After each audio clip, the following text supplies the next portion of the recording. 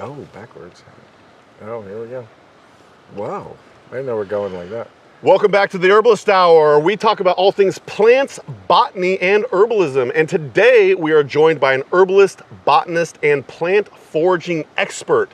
His name is Steven Yeager. He's an herbalist and a plant and a botanist. So let's talk about all things herbalism on the Herbalist Hour. Welcome to the show, Steven. Hey, Mason. Thank you for having me.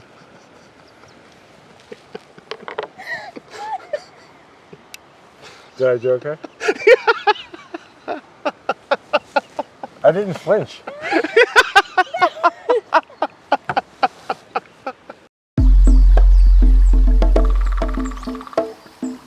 Welcome to the Herbalist Hour. This is where community gather, merging the power of people and flowers, the sweet and the bitter to the salty, the sour. Umami, it's time for the Herbalist Hour. Welcome back to the Herbalist Hour. Today I'm joined by my good friend, Steven Yeager. And you know what, Steven? A lot of times when I say my original herbal mentor, I consistently say Howie Brounstein. And you actually were a huge integral part of that as well. And I think I end up saying Howie Brounstein for whatever reason, because I know that you think of him as your herbal mentor, but truly you have been incredibly influential on my herbal journey. So Steven was one of my teachers at the Columbine School of Botanical Studies. I also worked with him for a decade at Mountain Rose Herbs. So I just really want to kind of like honor you in that regard. You have been an incredibly influential person on my herbal journey. So I just got to say, welcome to the show. Welcome to the Herbalist Hour. Hey, thank you, Mason. Yeah, I mean, Howie's definitely been my mentor. Yeah. And so you're right, you're spot on right there. I mean, he's been my mentor. I met Howie in 1994, and he's been my mentor in my journey in the plant world. Yeah, absolutely. Well, before we get started, I would just like to say thank you to you, Mason, for having me here today and speaking with me, and Amanda and the Herb Rally community. Thank you all for giving me the opportunity here to speak with all of you today. And I also want to give gratitude to the space we're sitting on. You know, this oak savanna, Camas Prairie. And the Kalapua tribe, who have tended this land for many, many years, and also Mount Pisgah, who continues to tend this land. And thanks for having me. So we've been friends for years now, and I know I've heard bits and pieces of your story, but I would love to hear it in like a chronological order, how you went from Philly kid to herbalist living in Eugene, Oregon, helping Howie Brounstein co-own the Columbine School of Botanical Studies for years on end, and then kind of your transition to Mountain Rose Herbs. I know that's kind of a big question, but really I'm just kind of curious about your early days, how you got inspired by herbalism and how that like kind of brought you to where you are now. Kind of like my origin story. Exactly. Sure, I could do that. Yeah. I mean, so I was born and raised in Philadelphia, Northeast Philadelphia, born and raised. Go Sixers. Sixers, Phillies, Eagles. Yeah, very sports-oriented culture there, for sure. Yeah, and I still embrace that to a certain amount, to a certain degree. Yeah. So I was in high school, and like all of us, I think, or many of us, and got to a point where I went to college. I enrolled in Penn State University, and had no idea what the hell I was doing, and met some friends who were interested in going to Grateful Dead concerts. And so I met those folks and started to go to Grateful Dead shows, and that got me kind of out of Philly because my parents weren't big on going camping. We weren't very earthy family. We were very in this inner city growing up, and then started to go out into the world and started going camping with my friends, and then starting traveling, and traveled further and further, and then made my way to Oregon. And then when I got to Oregon, on some of these road trips, we'd go on these road trips, we'd go to shows, we'd come back, we'd go to shows, and got to Oregon, and it taught me a lot about just connecting with nature and just learning how to camp and learning how to be with the earth, making food with community. And then when I got to Oregon, I guess, so to just kind of snap to, to bring this all together here, is that I went to Oregon and I fell in love with Oregon. And so like rivers like this, like the Coast Fork of the Willamette, or went up to Mackenzie Bridge, to the rivers up there, and I was like, this is where I would need to be. Like, this is like old growth forest, beautiful rivers. And so then I went back home, and that was the last time I went back home, and said, I need to save as much money as I can, talk to my parents, and say, I'm moving to Oregon. Wow. And so I did that in 1994. I was 21, and I moved to Oregon. And, just trying to make it work, moved to Oregon, didn't have college dropout, didn't have any money, looked for work in restaurants. And I met this man named Howie Brounstein, and he was like teaching herb classes. He would teach these herb classes. He was teaching his apprenticeship, which we'll get to later. But he was teaching these classes, herbs for the lungs, herbs for the immune system. And I went to his classes, and with my girlfriend at the time, Mindy Lees, and we both went there, and we were like, wow, this is like. It kind of just changed our whole concept of just like what you could learn, And so we learned about plants, and then he's also said that he's offering this. He was offering at the time. He's been doing this for years. He was offering at the time this apprenticeship, where he takes students into the woods and teaches them botany, teaches them Western herbalism, teaches them ecology and how to harvest plants from the wild. And I was like, wow. I mean, it blew my mind, Mason. I mean, I was like, wow, this is like something I never thought that I could learn, and just learning about the earth. And so he made me an offer after I started taking these classes with him, that I could be a true apprentice. I could be a true apprentice with him. So then I started working with Howie, and then a couple years later, he offered me a teaching apprenticeship. So where I could learn to, he would teach me how to teach his courses. So then I started going into, the field program with him that he teaches in the National Forest, and just learning how to teach. And that really, and then it all, and then eventually I taught with him for 10 years, and then eventually I taught with him enough to where he offered me co-ownership of the Columbine School of Botanical Studies, and then we continued to work on the curriculum that he developed, and we did that together for over 20 years. So when you said you met him, I'm curious how you met him. Was he teaching some sort of like free class at, say, like Tsunami Books or something like that? Or did you like register for one of his classes? Like, how did you stumble upon Howie? So it goes back to my partner at the time, Mindy Lees. She was working at a fast food restaurant that was vegan, that started in Eugene. And I wish I could remember the name right now. But it was way before Cornbread Cafe. Way before that, I forget the name of it, but they had 2 locations in Eugene, and it was and their basis was a fast food, vegetarian restaurant. And she worked there, and she met this gentleman, Lawrence Birch, and he was working there. And Lawrence was working with Howie at the time, or taking Howie's class at the time. And Mindy Lee came home, and she's like, we should like go maybe check out this class. And I was like, sure. So like Mindy Lee, I give her, she really pushed me into this. And so we both signed up for Howie's class, and that's kind of how it started. This is one of my favorite parts about the podcast is I get to ask you these questions because, or, like my herbalist friends, because, sometimes we just bullshit and we talk about this or that, but I don't think I've ever heard that. So selfishly, I love this, but And really, Mindy Lee's inspiration to push me into that class changed my life. Clearly. Yeah. I mean, it appears as if you essentially dedicated your whole life to the plants from then on. At that point on, the work with Howie, he kind of focused me I'm just this guy from Philly, right? Yeah. And so like By the way, for context, you had probably a giant beard and long hair at the time too. I did. Yeah. I had long hair down to my yeah. But and Mindy had long hair too.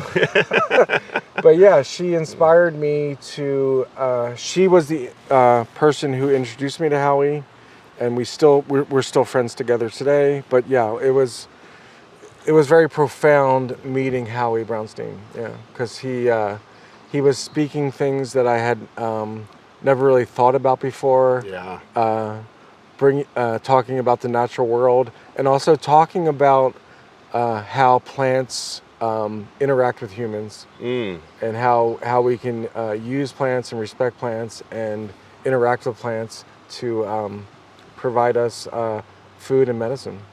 Yeah. That's what we're here for. Yeah. So I have to know so the transition of herbal student at, say, Howie School, was it called Columbines at the time? It was called, well, you want to hear that story? Yeah. So it was called the Columbines in Wizardry. That's right. Apprenticeship. Yeah. Which, yeah, I mean, to me, that was like, wow, Columbines in Wizardry. I mean, this is way before way before Harry Potter. Okay. 40 but years. One of the things that I spoke to him about is that we need to change the name of our school. Botanical and not Studies. because we don't believe, we changed it to the Columbine School of Botanical Studies. And we had this discussion, Seven Song had his Northeast School of Botanical Studies. Maybe we copied him a little bit. Really? That existed at the time? Yeah. Okay. Oh yeah, Howie and Ithaca. There's a lot of parallels between Howie and Seven Song. Sure. Howie might have been doing it a little bit longer, but yeah, there's a lot of parallels. And Seven Song, what an amazing man. Yeah. But yeah, they're good friends, and they still have these colleague work together. But sure. But it was called the Columbines and Wizardry School of Apprenticeship. Columbines and Wizardry Apprenticeship, and I was like, well, a lot of students who are taking our class, they need to get funding to take this class, and when you put the word wizardry in there, it may not, get the funding that you might need. Right. So we were teaching like hard science. I mean, we're teaching people how to identify plants in a taxonomic key. Mm-hmm. We're teaching people scientific ecology. Yeah. We're teaching people how to be with the plants and learn Western herbalism. So I thought it would be good to change the name to the Columbine School of Botanical Studies, and it sucks we have to legitimize it this way. Yeah. But yeah, that's what we did. So it was the Columbine's School of Botanical Studies at a certain point. Yeah. So you were a marketing genius all those years ago, just to rebrand it. Yeah. I'm very curious how you went from, say, apprenticeship to your journey as like a full-blown teacher. The owner part's interesting, but I'm really curious how you became more comfortable as a teacher, particularly to inspire, say, the herbalist who's looking to become an educator, whether they're already teaching classes or if they want to become one. Like, how did you go from apprenticeship to teacher, and what was that evolution like, if that makes sense? That's a really good question, actually. I was a very shy person. Oof. Yeah, really shy. Yeah. As a teenager, even a young adult, I was really shy. So part of my evolution with working with Columbines is that it gave me the confidence to, let's say the authority. It just gave me the confidence to learn something and then present it to an audience. Yeah. And so I was really nervous at first teaching. Like, you don't know, like at first I was just teaching what Howie told me to teach. Mm-hmm. He was just like, this is what I know. Yeah. This is what you need to present to the students. Mm-hmm. And I did that. And then as the years went on, we started working together and developing a curriculum together where the class started to evolve to not just what he was doing, but a collaboration of what we were doing.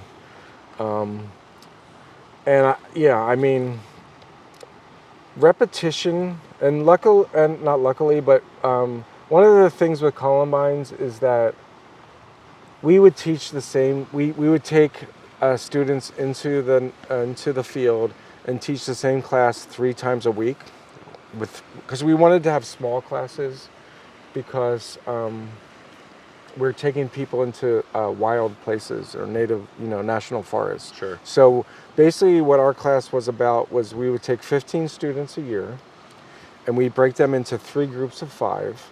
And so Friday, Saturday, and Tuesday, we would take these students into the field, and that was the basis of our curriculum. So I had that luxury to be able to teach the same class each week 3 times. 1, 2, 3. So there's repetition, and yeah. my whole thing, and we can talk about it later. Repetition is the key to mastery. Yeah. So that really built my confidence. Yeah. It made me on stage, or for lack of a better word, or it made me out there to present this curriculum to the students, and it just built my confidence. And it's like, oh, I really know what I'm talking about. Yeah. And then it made me present that. And so as the weeks and years went on, I got more and more confident, and was able to feel comfortable about what I was teaching. And I guess I would add is that for me is like teaching about what you really experience and what you know, and not what I mean. There's a lot about teaching what you read in a book, or and now these days I guess what you read on the internet.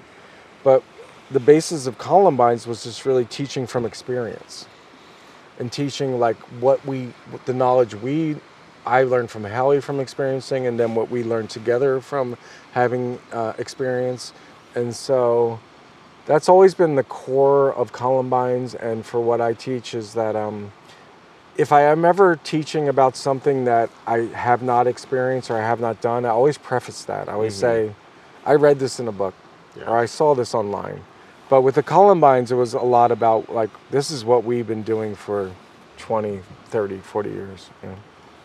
I also identify as a very shy person, especially in my early life. So I just want to say, there are people out there that are just naturally gifted teachers and just very charismatic, and they don't care, and they just go out there and be public speakers and whatnot. But for you out there who's listening and want to be inspired by, say, Steven's story, I'll also kind of share in the fact that my first interview on the Herbalist Hour, I was extremely nervous.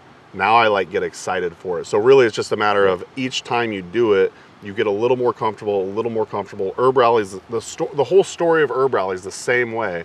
Just start small, make progressive increments, and just get better and better and better. And I just want to say that for the person that might have a lot of herbalism knowledge that they want to share, I think it's really wise just to start extremely small, and then just like you said through your story, repetition is the key to mastery. Just do it over and over again. The nerves are going to be there at first, but eventually you're going to make the leap to wow, I'm less nervous and more excited. So for this conversation today, I was extremely excited to talk to you and get to know you more in that regard. So, well, can I follow up on that? Yeah. I think that's great. Thanks. You really summed it up really well.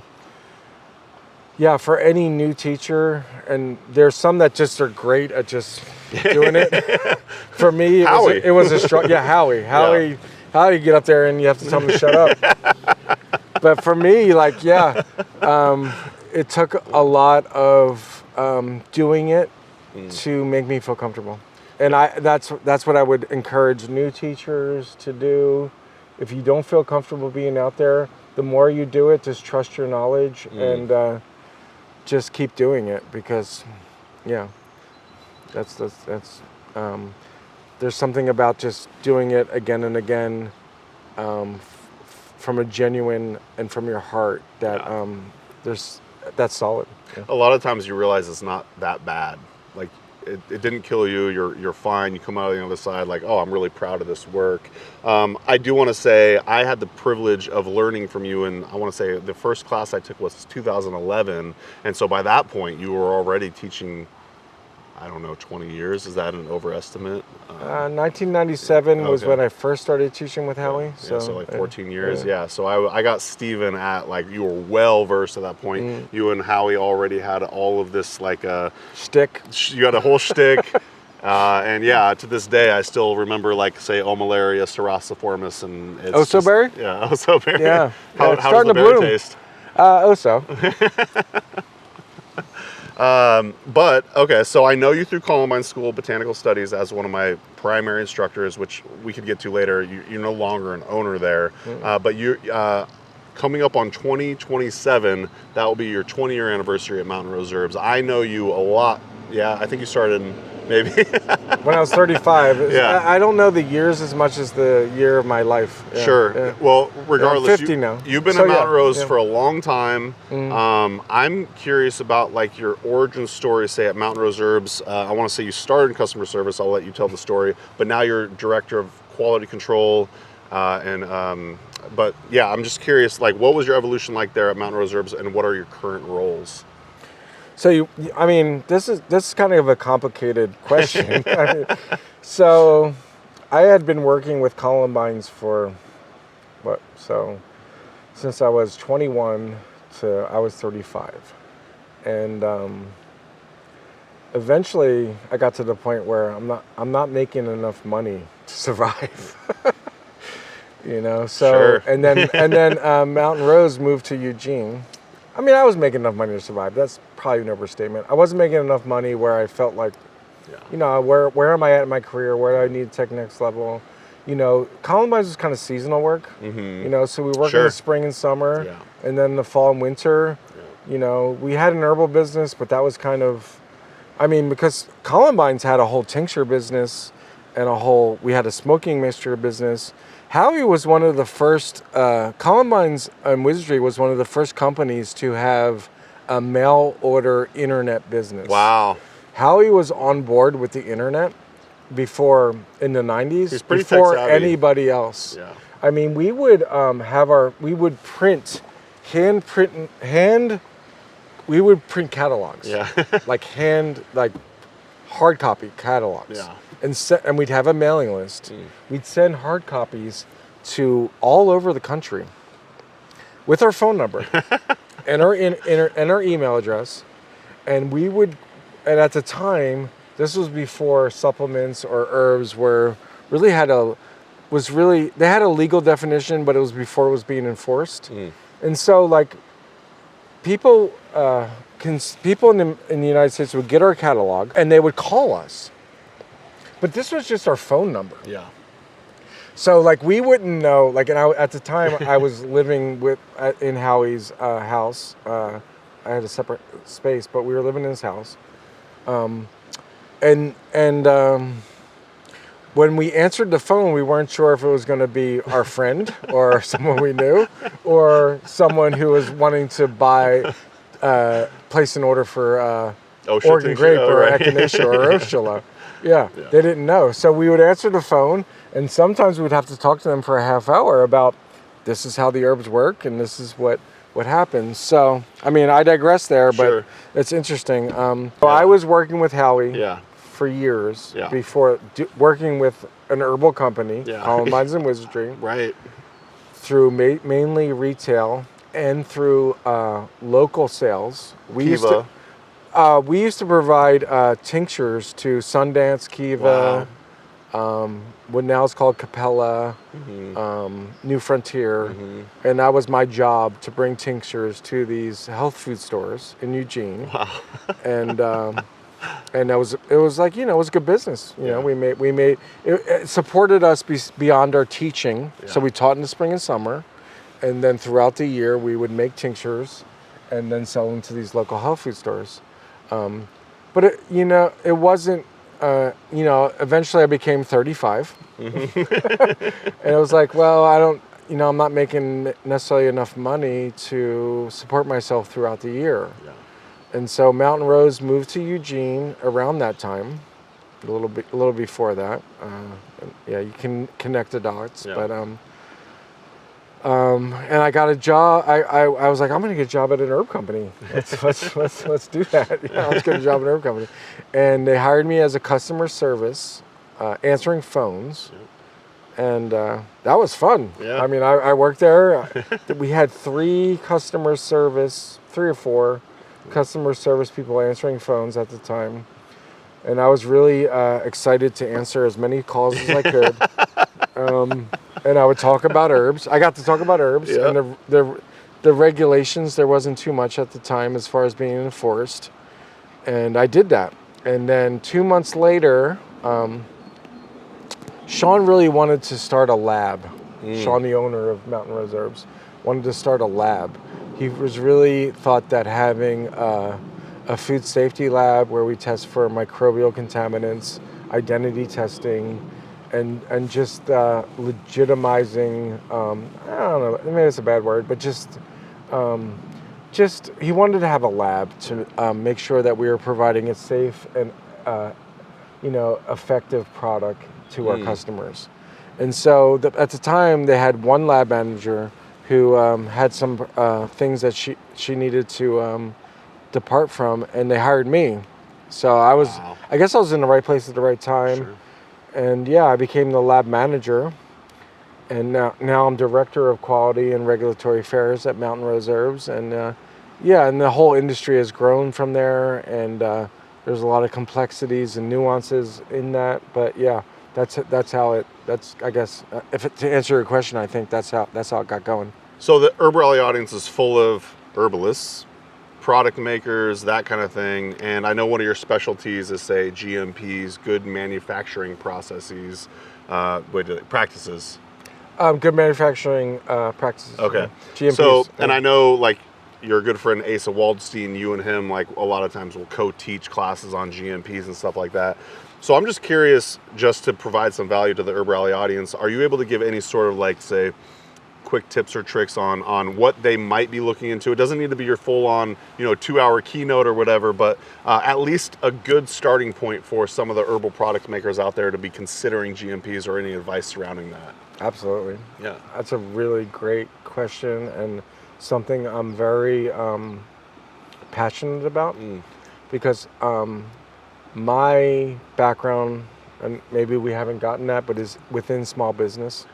I'm very supportive of small herbal companies being successful in the regulatory landscape of this country.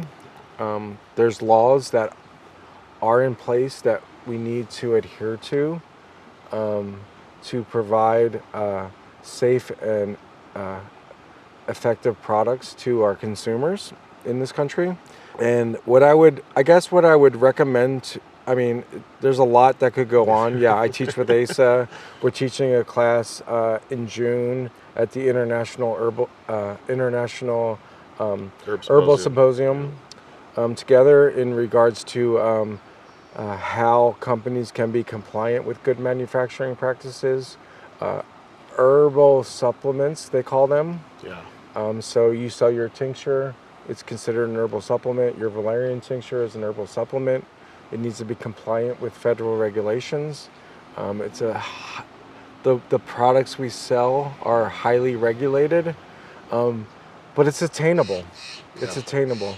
And I think the biggest thing is not to be overwhelmed with the regulations, is to maybe seek guidance on how you can comply with the regulations.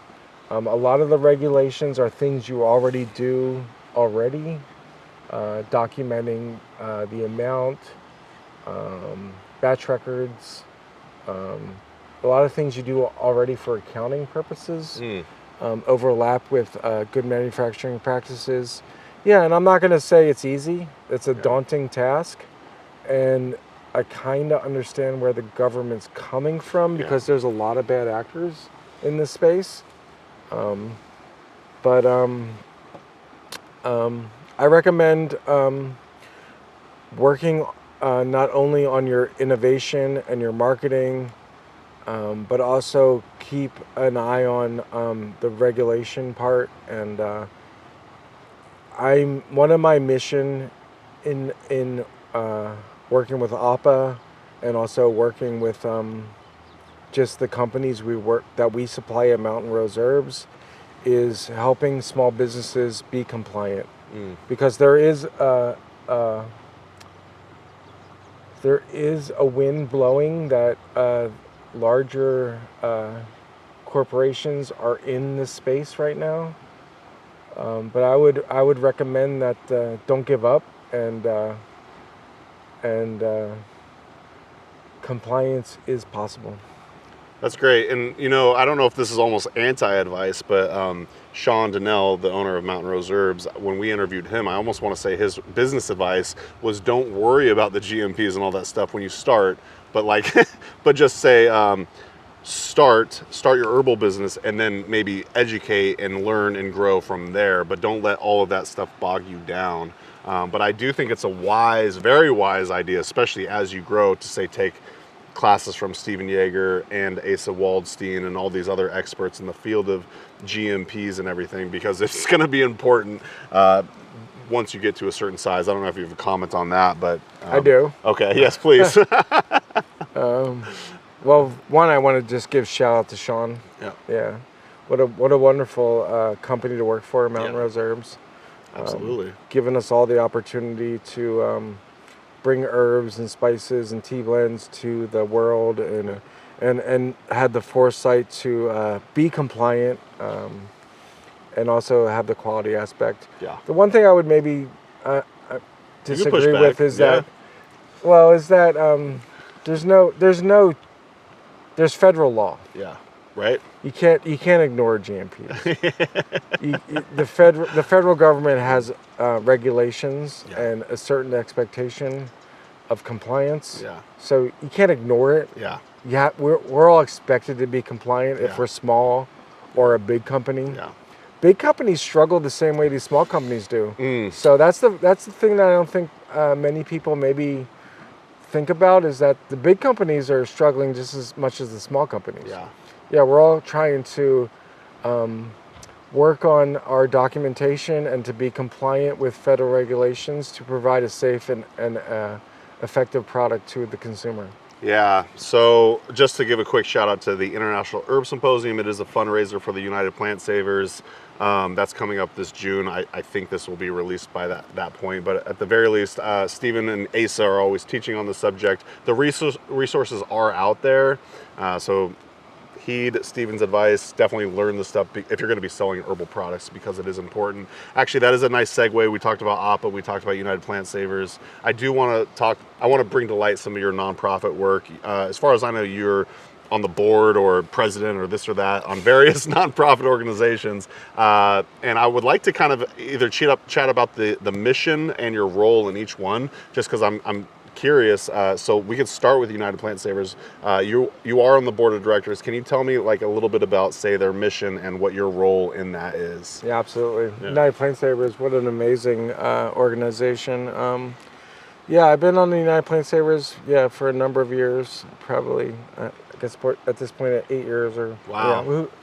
But their mission is protecting native plants that are used in commodity to make supplements or in herbal products, and primarily herbs that grow in the United States. And United Plant Savers tirelessly works on bringing to light the use of these native plants that have been used for literally decades, if not centuries, and the core of the organization of UPS is their at-risk list, which is a number of species that are that we have deemed to be, we might not have them. Yeah. We might not have those species, or they're so overused that we need to talk about it. We need to discuss, are there alternatives for these species? These species perhaps have been over-harvested, or these species have threats against them because of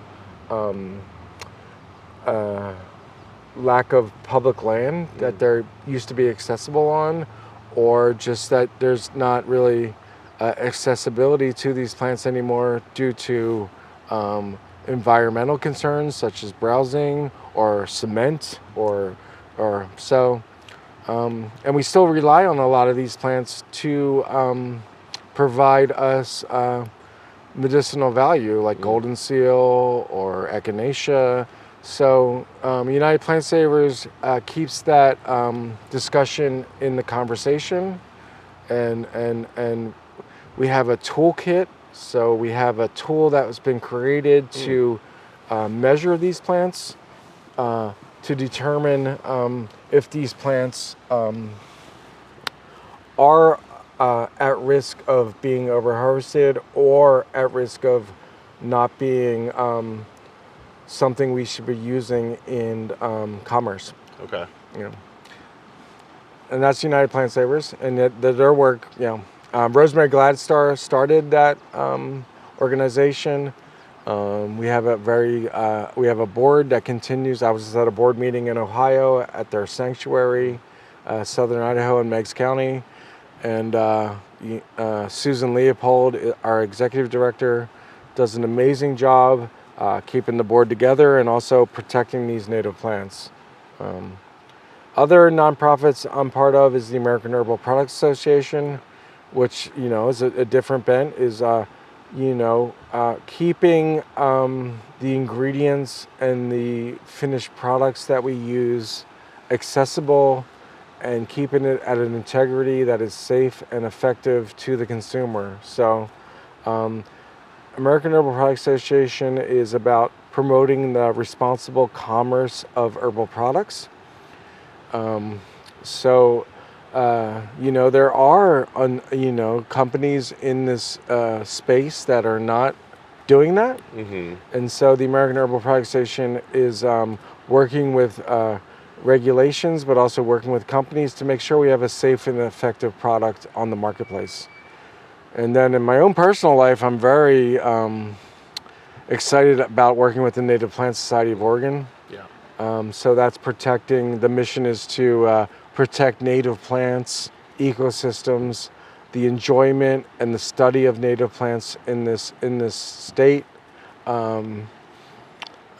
to just keep that important, make sure that we keep the native plants and the ecosystems intact, because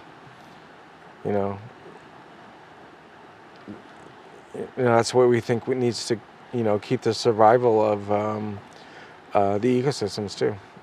Yeah, you wear a lot of different hats, and it kind of all ties together in a lot of ways, and it's very impressive. I don't know how you find all the time to do it. I will say big ups to Mountain Rose Herbs, because I know that they're very passionate about you maintaining a lot of those relationships and doing the work in those nonprofits. Yeah, we should probably also give props to my wife, Christine Rice. Amen. Because Hi, Christine. Yeah, because she also allows me to pursue these endeavors and protect the plants and the ecosystems, and just she's also in the herbal industry. She also works at Mountain Rose Herbs, and this work is tireless, but also important. Yeah, and if we're lucky, there will be an interview with Christine as well, because I know she's an herbalist in her own right, so I'm looking forward to having that conversation. She's a much better interview than me. You're doing great, Steven. Oh, good. I'll sit up straight. Okay, so this question was submitted by the Herb Rally audience. This is one of our classic Ask an Herbalist questions, and I thought you would be a good person to ask. What does the herbal industry need most right now, besides more herbalists?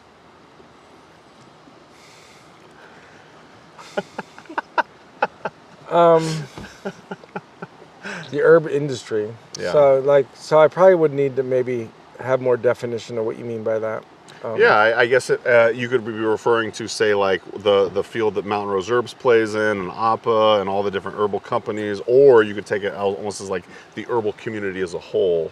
Well, one thing, I guess, let's bring it just to the consumer and to the people buying the herbs. I mean, the herb industry needs consumers who are educated and know what they're buying, and will push back on the companies they're buying from to make sure that those herbs are safe, effective, I keep saying that, and also sustainable, actually. Because I think that's something that's going to keep coming up, not keep coming up, but that's something that's going to, the sustainability aspect of herbs is something that the industry, and I would assume as consumers are gonna, we all need to be in this together about what's going to be sustainable. Yeah. Because a lot of the herbal ingredients that are in your products are harvested from the wild. Yeah. Yeah. So that's something I think that could be something to think about in the future. The more educated the consumer could be to ask the questions. Don't just buy. Ask your companies what, the questions you feel that are important to you. Is it safe? Is it effective? Is it sustainable? I think those are the important questions that need to be asked, by the consumer. I knew I could count on you. Okay. All right. Well said. I kind of want to shift gears a little bit and kind of get to know Steven a little bit more. I have to say, Steven, you're an amazing home chef. I'm always blown away by the things that you're bringing up and the different culinary traditions that you're experimenting with. So I just kind of got to know what is currently inspiring you. What's one of your favorite, say, meals to make for dinner and so on? So yeah, cooking has definitely been a kind of this place I go to in this world where I can come home and just follow recipes basically, or work on recipes that I've learned and then enhance them. So yeah, I love cooking for my family and my friends, and I don't know about specific. Yeah. I'm not gonna probably get into specific recipes, Sure. but definitely getting into that space where I can.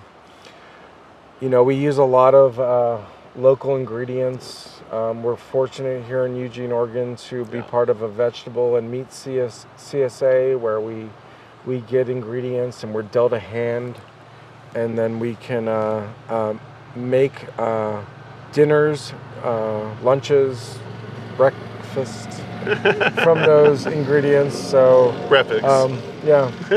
So I mean, I don't know about the gist of this question necessarily, but I really like making food from real food, and eating that and nourishing our bodies. Yeah. And I kind of bring it up because I was just telling Amanda the other day about, say, the lettuce wraps that you've made for me before, and they're just not to give an indicator of, say, what you're cooking in the kitchen or whatever, but that was just a meal that you made, and I'm like, oh my gosh, it was so good. You're very experimental, and I want to say you've used, say, Szechuan peppers and stuff like that, and you're just always learning and creating and making, like you said, for your friends and family. Every time I go over there, I feel like there's this smorgasbord of just amazing food there, and I just feel so lucky to be your friend in that regard because, oh my goodness, yeah, you make some amazing stuff. I was going to ask, are there any current cookbooks that are inspiring you or that you want to, say, recommend to the Herb Rally audience? Yeah, first I would say is that, I do like exploring multiple different cultural foods. That inspires me. Yeah.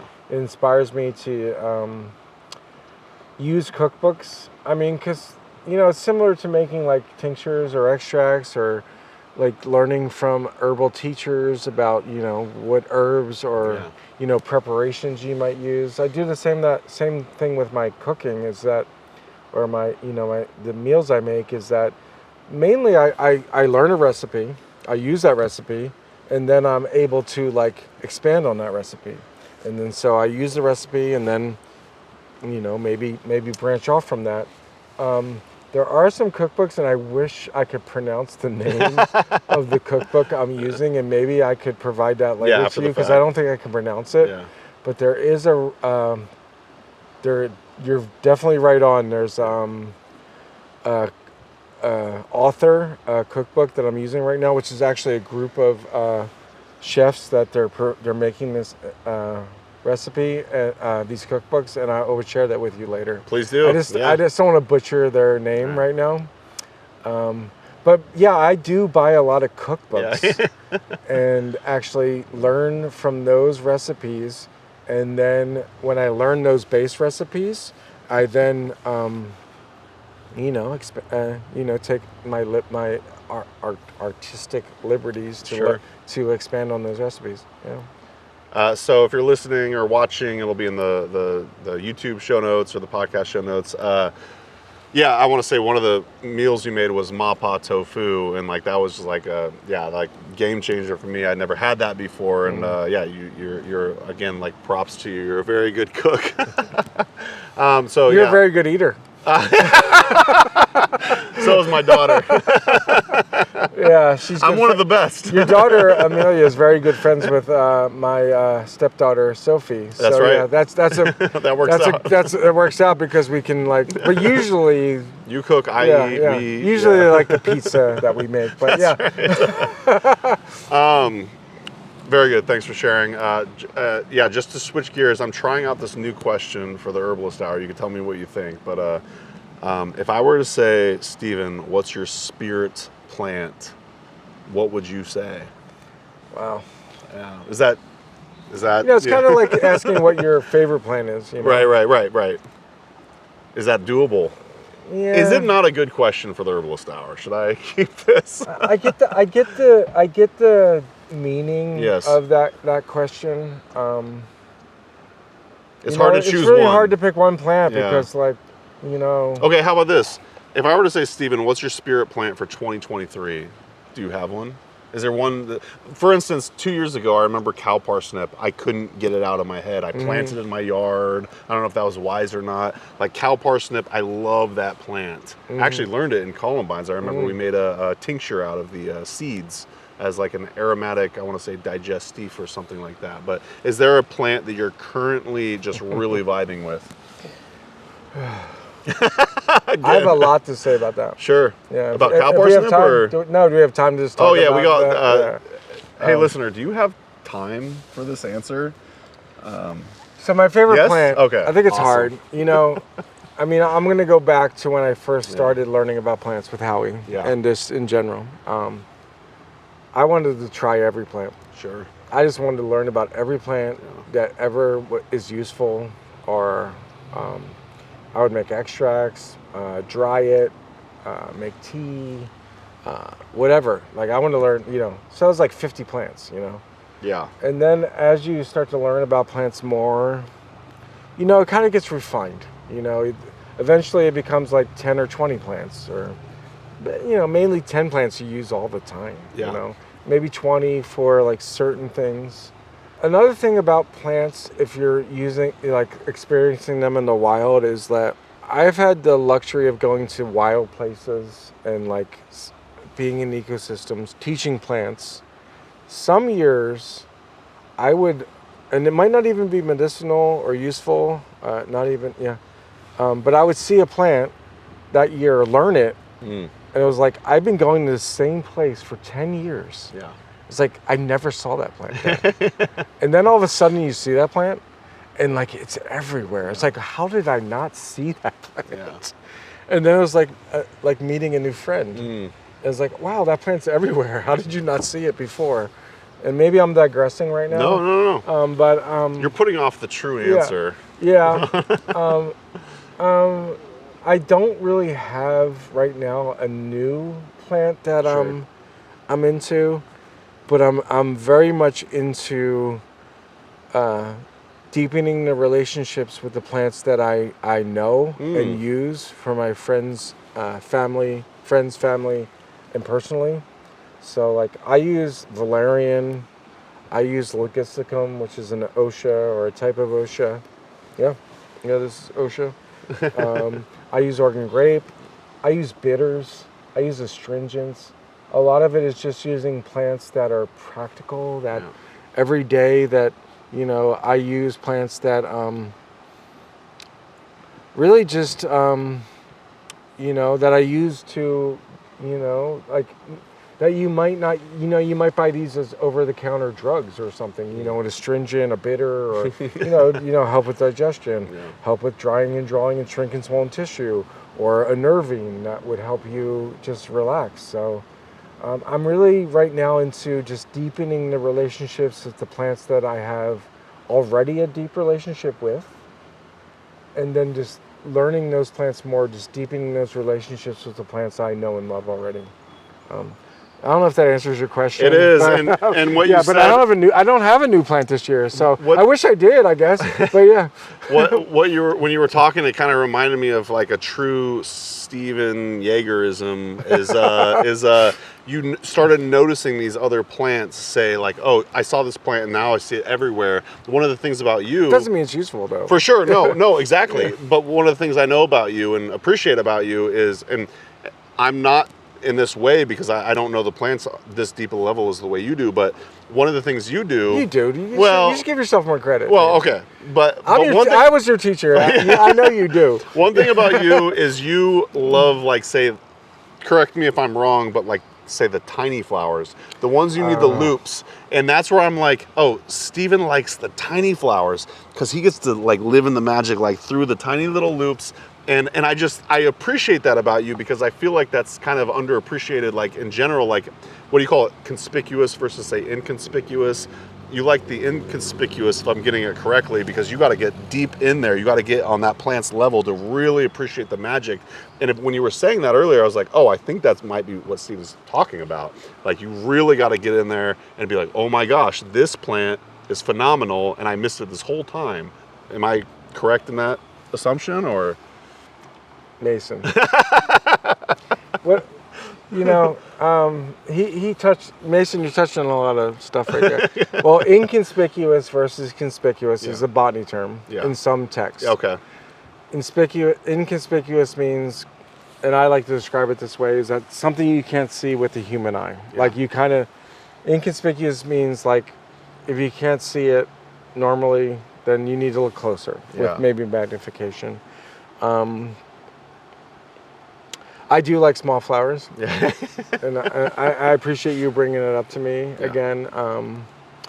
I think, the one thing about learning botany and learning using taxonomic keys to learn plants and maybe get into that whole level of speciation, we could learn like Oregon grape. There's 3 berberis species that grow here in Oregon. Medicinally, it doesn't matter what species it is. Yeah. They're all useful. Yeah.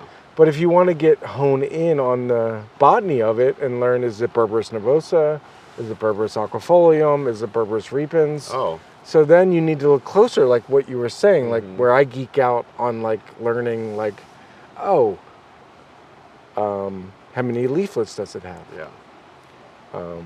What are the venation in the leaves? And so I guess, and I don't know if I'm answering your question, but one thing I love about botany is that it forces you to spend time with the plants. Force might be a word. It like encourages you to spend time with the plants, look at them, and learn what species it is, and then you appreciate them as individual beings. Yes. And then you could throw that all into the medicinal uses and the herbs of that and the uses of that. But and that's one thing that Howie and Columbines teaches people what to do, is that to just sit down and take a breath and actually just look at the individuals that the plants you're looking at. Yeah. Like appreciate them as individuals and that these are species, if you want to put it in the science construct, or stop and smell the roses, right? Right. Go get a loop and look at some tiny flowers. So speaking of tiny flowers, the Jerry Garcia band, the Jerry Garcia band has a song called "Don't Let Go," and it makes me feel a certain type of way. I love it. I can't claim to be a Deadhead or a Jerry Garcia fan per se. I like it, and I like listening to it with you. But don't let go. Makes me feel a certain kind of way, and stop singing it, Steven. 6 o'clock. But don't let go. Don't let go. I'm curious if there's a Jerry Garcia band song or a Grateful Dead song that makes you feel the way you see me react when I hear "Don't Let Go." Or again, is that too I think Oregon. it's the song you're talking about. Don't Let Go makes you feel Why, that way. why would it? You already exposed yourself That's true. to that song. So yeah, It makes you feel the certain way too. Okay. Yeah, All right. Good answer. The fact that that you appreciate a song, yeah. that makes you kind of move your body. I don't know if we can go much more on that, but yeah, don't let go, don't let go. Ooh wee. This feeling's killing me. Aw shucks. Wouldn't stop for $1 million. Do you have to keep? I love you so. Just hold me tight. Don't let go. Don't let go. Don't let go. All right, go look up that song if you don't know it. Actually, I bet half the audience knows it, but Nah, probably not. It's kind of obscure. is it? JGB. Okay, JGP. Aaron probably knows it. Aaron Dietrich. Yeah. Okay. Yeah. All right. Love that guy. All right. Good. Ben Zappin probably knows it. Ben Zappin. Yeah. I bet you Susan Leopold even knows it. But they're all my friends. Yeah. Hi. Yeah. Well, good. I think we've reached the part of the interview where we're The gonna. pinnacle? Yeah. We're the penultimate pinnacle. That's the next to yeah. last, I believe the definition is. Yeah. Where's the cards? I mean, it's Saturday. Yeah, that's right. I'm ready to move on. So we reached the random point of the show. We Oh, call this is my favorite part. We call this the Let's Get Deep Friends Edition. Oh, geez. You And know how good I'm at this? and I'm gonna choose a random card, Ow. and the rules of the game Just are one? We could do as many. Me and Sean and I did. I want to say Just one? 2 to 3, maybe. I could do 10. All right, well, whatever you want to do. And you and I both have to All right, let's answer go. because we want to get to know Steven Yeager a little bit better. And this is, what is something now considered outdated that you wish would come back? I have a good answer, actually. Outdated? Yeah. That I wish could come back? Yeah. Do you want me to say one? Yeah, you start, and then All right. I'll follow up. So I don't want to put Amanda on the spot, but I really like when she wears her bell bottoms. Yeah. And that's probably considered outdated, but Yeah. I do like when she wears those.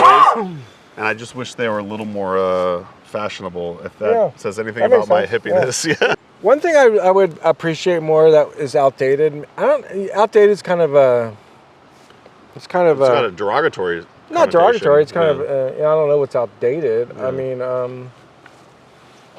I think just more human connection. You know, just more like let's just talk. You know? Let's just not get online and not just have like responses on. Let's have conversations again. You know, and I think the internet is still doing that, but you know, let's have time to just like respond to someone's question or response, or let's just not like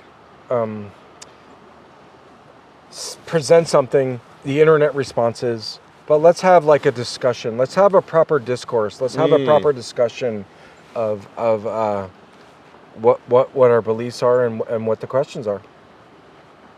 That's a great answer. I love that. What's something that you don't get the hype about and why?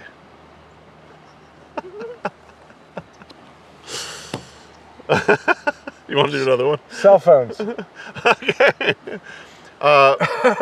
Yeah, enough said. Mine is the Love is Blind show. It seems to be popular, and I don't get it, but maybe what? I have no idea what he's talking about. There's a show called Love is Blind. I think it's popular, and I don't understand what all the fuss is about. All right, we're gonna call One back. more. One more. All right, let's go. One more. That one I didn't you wanna feel choose? satisfied. Oh yeah. Well, I like to mix things up. Ooh, I'm really into like tarot and kind of the oracle. This is kind of a And tarot. so this in a kind of way. reminds me of like an oracle a little bit. So this is like Let's Get Deep Friends edition. I will What say are the other editions? Like Enemies edition? There's like there's like lovers. There's lovers. Yeah. How about Enemy edition? Yeah. No, I haven't seen that one yet. Okay. So let's do a little spread out. Okay. Okay. Oh, yeah. All right. There you go. Pick one. Okay. Oh, you want me to choose? Yeah. What is your comfort food? My comfort food Yeah. is definitely fried chicken. Oof. I love me some fried chicken, especially if it's done well. It's difficult to make, Yeah. but I like me some fried chicken, especially some little panko crust. Yeah. I'm gonna go like a stew. Yeah, let's do it. Yeah, like a stew. especially in the winter. Yeah, you develop it just hits the spot, and that's one thing that I'm missing about, like, say, on the RV experience, is it's difficult to create that level of depth of flavor, like, say, via stew on the RV, because you have so much propane, and it's not like you're cooking for hours on end on your stovetop. So yeah, I love a good stew. I would mention something about you being here in Eugene, Oregon with your RV is that you might be sacrificing certain cooking aspects, but you've been like engaging the community in a way that you might not have been able to from Wisconsin. So so it's like you have to give up having a high-end kitchen, or not high-end, but your kitchen at your house. We have a very average kitchen. Well, I mean, your average kitchen at your house. Yeah. But you're here engaging the herbalist community and providing the Herb Rally community with insight that that inspires all of us. Yeah. Thanks for saying that, and I agree. It's very interesting to be visiting Eugene, say, almost like on a visiting standpoint, because whereas I grew up here, and now I feel like while I'm here, I want to make the most of it, and like hang out with you and Christine and all these other people that I used to, like, I don't want to say take advantage of, but like take for granted.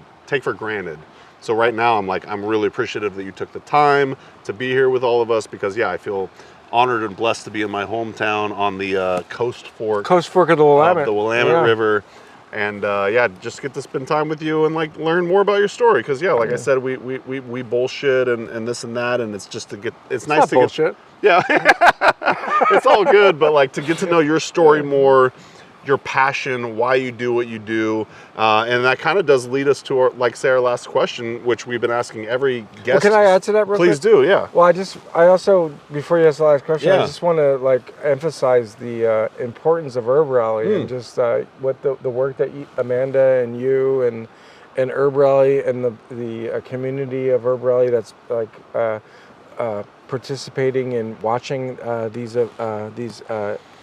interviews and just everything that Herb Rally does. I just want to thank you for the good work that you do, because plants are really important, and we need to remind, or not remind. It's just really great that the plants provide us the substance that we need to survive and be good in this world. Amen. Thank you for saying that. And yes, we really like highlighting the plants, but really we're trying to highlight the people that are doing the work for the plants, because that's our mission. We all have our own mission, and so thank you for saying that about Herb Rally. That's definitely what we're trying to do here. So the final question is, what's your big why? Like, why do you do what you do? And the second part of that question is, what keeps you learning and growing? Well, I do it for, to piggyback off just what I said, I do it for the plants. Yeah. And the earth. Yeah. Yeah. That's what inspires me to have a place on this planet, is to just the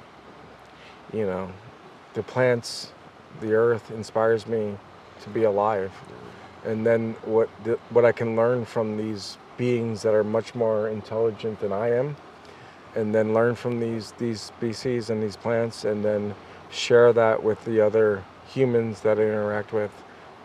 That's what it's about. It's about just coexisting with the earth and the plants. Yeah.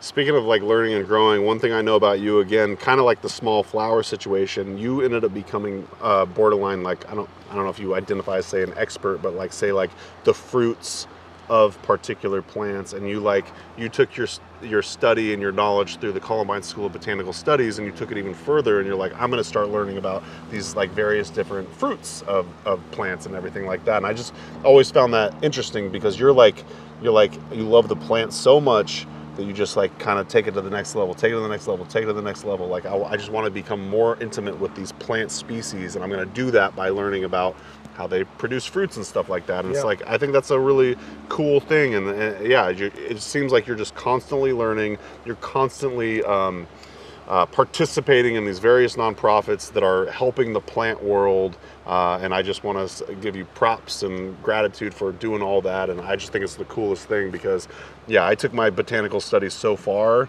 but you just keep, elevating yourself year after year. So, thank you for having me today at Herb Rally, and just to be able to have the opportunity to spend time with plants and to just be a present with them and be part of their existence. I mean, and to have the seasons go by and then watch them go from dormancy to flowering to fruiting.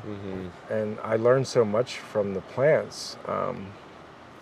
Really just inspires me to be alive, it just really inspires me to be in coexistence with the beings that are around me, these individual plants. So it's been great having a conversation here by the coast fork of the Willamette, and have you back in your hometown. And you're one of my best friends, and I really appreciate you giving me the opportunity to share some time with you today. That was amazing. Thank you so much, Steven, and really appreciate all of you listening in and joining us here today at the beautiful Mount Pisgah in Eugene, Oregon, and we'll see you in the next episode of the Herbalist Hour, so you take care.